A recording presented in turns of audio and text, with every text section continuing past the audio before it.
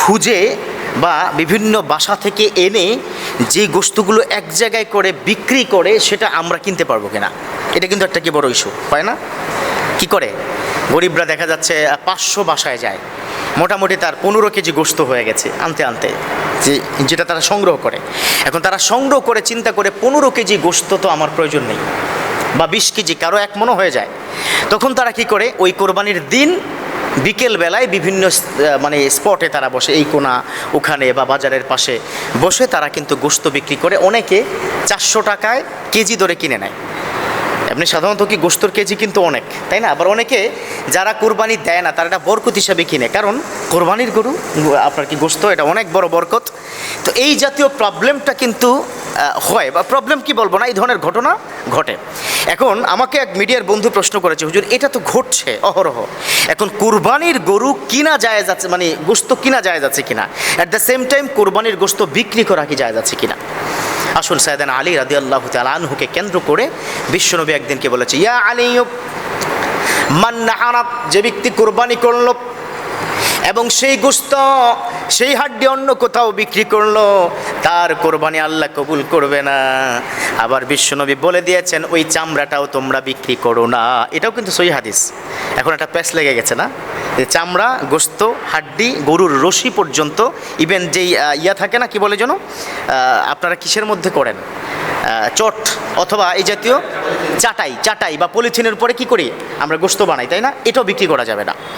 তারপরে যেই আপনারা এটাকে কি বলেন, যেখানে চাপাটি দিয়ে যে করে, কাঠের কড়ি, হ্যাঁ, এটার উপরে যে করি, এটাও বিক্রি করা যাবে না। তার মানে কুরবানি রিলেটেড কোনো কিছু, রশি বলেন, চাটাই বলেন, কিছু বিক্রি করা যাবে না।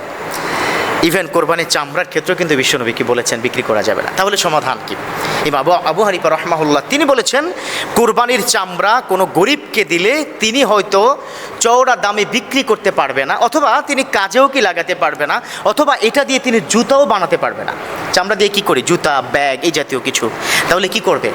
তখনই ইমাম আবু হানিফা রাহমাহুল্লাহ সহ বেশ কিছু ইমাম এই বিষয়ে একমত পোষণ করেছেন যে না, শুধুমাত্র চামড়াটা, রশি টশি এগুলো তো বিক্রি করার প্রসঙ্গেই আসে না, শুধুমাত্র চামড়াটা বিক্রি হবে, কিন্তু বিক্রিত যে বিক্রি করার পরে চামড়ার টাকা যিনি মালিক তিনি খেতে পারবে না, কারণ বিক্রি তো করতে পারবে না।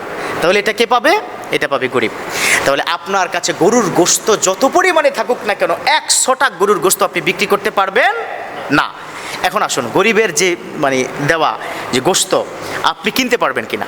হ্যাঁ, গরিবের যিনি সংগ্রহ করেছেন, অনেক কষ্ট করে বিভিন্ন বাসায় গিয়ে সংগ্রহ করেছেন। আচ্ছা কি বলুন তো, গরিব মানুষ যদি 50 কেজিও গোস্ত সংগ্রহ করেন, এটার মালিক কি গরিব মানুষ, নাকি যারা কি দিয়েছে তারা? কারা? গরিবই তো, যেহেতু তিনি এখন সংগ্রহ করেছেন। অতএব অসহায় গরিব তিনি যেই গোস্তটা সংগ্রহ করেন, এটার মালিক একান্তই তিনি, কারণ তাকে এটা দেওয়া হয়েছে। তো একজন মালিক, তার উপর তো কোরবানি ওয়াজিব নয়, তাহলে তিনি বিক্রি করতে পারবেন, আর আপনারও সেটা কিনতে পারবেন। এক্ষেত্রে কোনো বিধিনিষেধ নাই। তবে একটা বিষয়, গরুর চর্বি এটা বিক্রি করতে পারবেন না। যদি ভাবেন এটা অপচয় করা জায়েজ হবে না, কেউ যদি কিনতে চায় কিনতে পারবে, ওই টাকা আপনি খেতে পারবেন না, এটা গরিবকে দান করতে হবে। কথা কি বুঝতে পেরেছেন? আল্লাহ পাক আমাদেরকে বুঝার তৌফিক দান করুক, আমিন।